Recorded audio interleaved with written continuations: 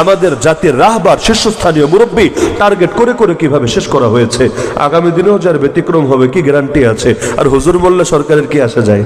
রাজনীতিবিদদের নিরাপত্তার ব্যবস্থা করে, ব্যবসায়ীদের নিরাপত্তার ব্যবস্থা করে, কত সরকার আসে আর যায়, হুজুরদের নিরাপত্তার জন্য কি করে?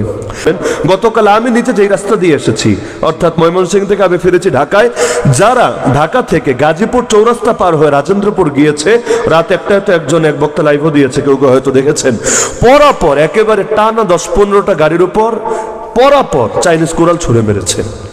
এদের মধ্যে যারা থামে নাই তাদের হালতগুলো লাইভের মধ্যে তুলে ধরেছে, যারা থেমেছে এদের কপালে কি নেমে এসেছে আল্লাহ ভালো জানে। এর কিছুক্ষণ পর তো আমি আসলাম, প্রায় ঘন্টাখানিক পর আমি যখন আসলাম তখন দেখলাম আর্মি সেখানে অবস্থান নিয়েছে, অর্থাৎ খবর হয়তো গিয়েছে 999 হয়তো কেউ কলটল দিয়েছে, তারা এসে অবস্থান নিয়েছে। তো এভাবে কয়দিন। আরেকজন গতকালই লক্ষ্মীপুর ওই রামগঞ্জ একটা এলাকা আছে, সেখান থেকে ফেরার পথে ব্যাস লুটপাটের শিকার হয়েছে। মিরপুরে কয়দিন আগে, মিরপুর 1 নম্বরে লাভ রোড একটা রোড আছে, সেখানে এক আলোচককে আটকে রেখে জিনিসপাতি রেখে দিয়েছে। আজকে ঢাকা শহরে গান হচ্ছে না, পাকিস্তান থেকে শিল্পী এনে গান গাওয়াচ্ছে না, এর মধ্যে আবার নামাজেরও ব্যবস্থা রেখেছে সুন্দরভাবে, যাতে গানের ফাঁকে ফাঁকে নামাজ আদায় করে নিতে পারে, মাগরিবের নামাজ, ঈশার নামাজ। মানেটা কি? মানে হইল সংস্কৃতি তো অন্যটা চাপাবে চাপাবে, সবগুলোরে মিলে জগা খিচুড়ি পাকায়া লাস্টে গিয়া ওই বাদশাহ আকবরের দিন এলাহির মতো 1 চামচ ইসলাম আর 2 চামচ বিজাতীয় সংস্কৃতি মিলাইয়া এমন একটা শরবত খাওয়াবে কোনোদিন যাতে তওবা নসিবে না জোটে। কারণ পাপ করলে তো অন্তরে পাপ বোধ থাকে, পাপের সঙ্গে যদি ভালো কিছু মিশায়া এটারে ভালো রূপ দিয়ে চালায় দেওয়া যায়, অন্তত আর যাই করুক কোনোদিন তো তওবা করবে না। কারণ এটা যে পাপ ও তো মনেই করে না। এই মমতাজরা তওবা করবে এটা স্বপ্নেও কি ভাবা যায়? কেন?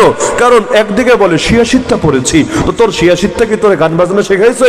তোর শিয়াশিদটা কি তোরে বেপরদাগিরি শেখাইছে? না। এখন শিয়াশিদটা পরেই যে গান গাচ্ছে, আবার ইউসুফ জুলাইখা নিয়েও বিভিন্ন রসিয়ে রসিয়ে নবীদের শানে গুস্তাখি আর বেয়াদবি করছে। ও তওবা করবে কেন? ও তো বুঝতেই পারছে না যে নবীর শানে বেয়াদবি করে ইতিমধ্যে দুনিয়াতে বেঁচে থাকার অধিকারী হারিয়ে ফেলেছে। এজন্য সাংস্কৃতিক ময়দানে সৈনিক হতে হবে সবাইকে। এই লাইনে আপোষকামিতার কোনো সুযোগ নাই। বাংলাদেশের অধিকাংশ মানুষ দিলের মধ্যে শিরিক লালন করে, অধিকাংশ মানুষ। বলবেন কিভাবে? বাংলাদেশে ইসলাম কায়েমের প্রতি সবচাইতে বড় বাধা বাঙালি মুসলমান, সবচাইতে বড় বাধা রওনা, সবচাইতে বড় বাধা সিয়ানা, সবচাইতে বড় বাধা মোসাদ না, সবচাইতে বড় বাধা এই জাতির সদস্যরা। বলবেন কেন?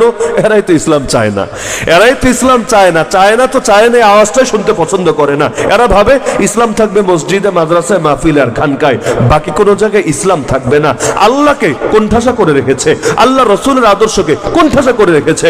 রাজনীতিতে আল্লাহ চলবে না, অর্থনীতিতে আল্লাহ চলবে না, বিচার আচারে আল্লাহ চলবে না, আইন কানুনে আল্লাহ চলবে না, শিক্ষা দীক্ষা আল্লাহ চলবে না, সভ্যতা আল্লাহ চলবে না, সংস্কৃতিতে আল্লাহ চলবে না। তো ইসলাম চলবেটা কোথায়? আল্লাহর আদর্শ চলবেটা কোথায়? বলবো ওই যে মসজিদে, মাদ্রাসায়, মাহফিলে, খানকায়, তাও মসজিদে ইমামকে স্বাধীনভাবে কথা বলতে দিবে না। ইসকনের বিরুদ্ধে বক্তব্য দেওয়ায় 2 সপ্তাহ আগে বাংলাদেশে কয়েক ডজন খতিব আর ইমাম একদিনে চাকরি হারিয়েছে, একদিনে। কেন? ইসকনের বিরুদ্ধে বয়ান করেছে। আর মাহফিলের মধ্যে যে কি পরিমাণ গুস্তাখি বেয়াদবি হয় উলামায়ে কেরামের শানে, বিগত দিনে তো সকলের দেখার তৌফিক হয়েছে। এমনকি এখনো যে বন্ধ হয়েছে তা না, আগে তো মাহফিলে ঝামেলা করতো, এখন তো রাস্তায় রাস্তায় হামলা করে। ইতিমধ্যে এমনকি শুধু গত রাত্রে বাংলাদেশে অন্তত 1 ডজন বক্তার উপর হামলা হয়েছে, অন্তত 1 ডজন। এবং আলহামদুলিল্লাহ আল্লাহ হেফাজত করেছে, কারণ পরিস্থিতি খারাপ হয় মোটামুটি সবাই সতর্ক আছে। এখন এটাকে ডাকাতের হামলা নাকি টার্গেটকৃত হামলা কেমনে বলবেন? ছাত্র আন্দোলন যারা করেছে এর মধ্যেও তো 3 জন ইতিমধ্যে শহীদ। কে মেরেছে, কেন মেরেছে, কিছুই কোনো কুল কিনারা খুঁজে পাওয়া যাচ্ছে না। অপরাধীকে, মোটিভ কি বুঝে ওঠা যাচ্ছে না।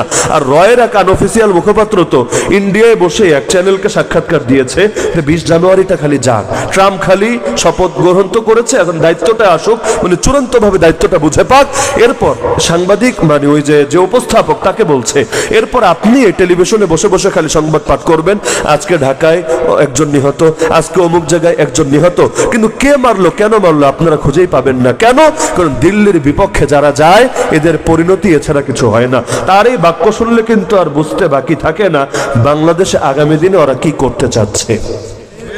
তাহলে গুপ্ত হত্যা তো এটা গোয়েন্দা সংস্থাগুলোর খুব স্বাভাবিক কাজ। এবং আমি তো মনে করি, শুধু আমি না, বাংলাদেশের ইসলামপন্থীরা ব্যাপকভাবে মনে করে যে যাদের দ্বারা ব্যাপক জাগরণ হতে পারত এমন লোকদেরকে টার্গেট করে করে ওই জামানায় গুপ্ত হত্যা করেছে, যাদের মধ্যে আল্লামা সাইদি, আল্লামা বাবুনগরী নামগুলো সবার শীর্ষে থাকবে।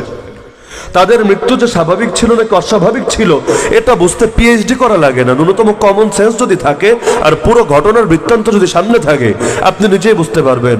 আরো অনেকগুলো নাম বলা যাবে, সব বলছি না। আমাদের জাতির রাহবার শীর্ষস্থানীয় মুরব্বী টার্গেট করে করে কিভাবে শেষ করা হয়েছে, আগামী দিনেও যার ব্যতিক্রম হবে কি গ্যারান্টি আছে? আর হুজুর বললে সরকারের কি আসা যায়? রাজনীতিবিদদের নিরাপত্তার ব্যবস্থা করে, ব্যবসায়ীদের নিরাপত্তার ব্যবস্থা করে, কত সরকার আসে আর যায়, হুজুরদের নিরাপত্তার জন্য কি করে? এই যে রাত বিরাতে যে বক্তারা ঘোরে, সারা রাত ধরে সফর করে, পুরো শীতকালটা এমন থাকে না, নিয়মিতই তো সফর করে, কি নিরাপত্তা আছে বলেন? গতকাল আমি নিচে যেই রাস্তা দিয়ে এসেছি, অর্থাৎ ময়মনসিংহ থেকে আমি ফিরেছি ঢাকায়, যারা ঢাকা থেকে গাজীপুর চৌরাস্তা পার হয়ে রাজেন্দ্রপুর গিয়েছে, রাত একটায় তো এক বক্তা লাইভও দিয়েছে, কেউ কেউ হয়তো দেখেছেন, পরাপর একেবারে টানা 10-15টা গাড়ির উপর পরাপর চাইনিজ কোরাল ছুড়ে মেরেছে। এদের মধ্যে যারা থামে নাই তাদের হালতগুলো লাইভের মধ্যে তুলে ধরেছে, যারা থেমেছে এদের কপালে কি নেমে এসেছে আল্লাহ ভালো জানে। এর কিছুক্ষণ পর তো আমি আসলাম, প্রায় ঘন্টাখানিক পর। আমি যখন আসলাম তখন দেখলাম আর্মি সেখানে অবস্থান নিয়েছে, অর্থাৎ খবর হয়তো গিয়েছে, 999 হয়তো কেউ কলটল দিয়েছে, তারা এসে অবস্থান নিয়েছে।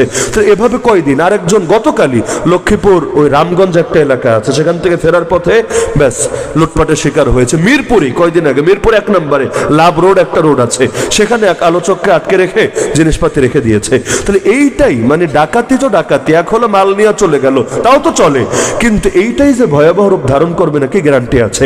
অথচ এই শীর্ষস্থানীয় আলেম, সাধারণ আলেম বাদে দিলাম, আমাদের কথা বাদে দিলাম, যারা গোটা জাতির রাহবার, পুরো জাতির নেতৃত্ব দিচ্ছে, তাদের নিরাপত্তার জন্য সরকারের কি উদ্যোগ আছে? তারা যদি একটা গানম্যান রাখতে চায়, এর জন্য যদি লাইসেন্সের আবেদন করে, 100 বছর পার হলেও লাইসেন্স দেবে না।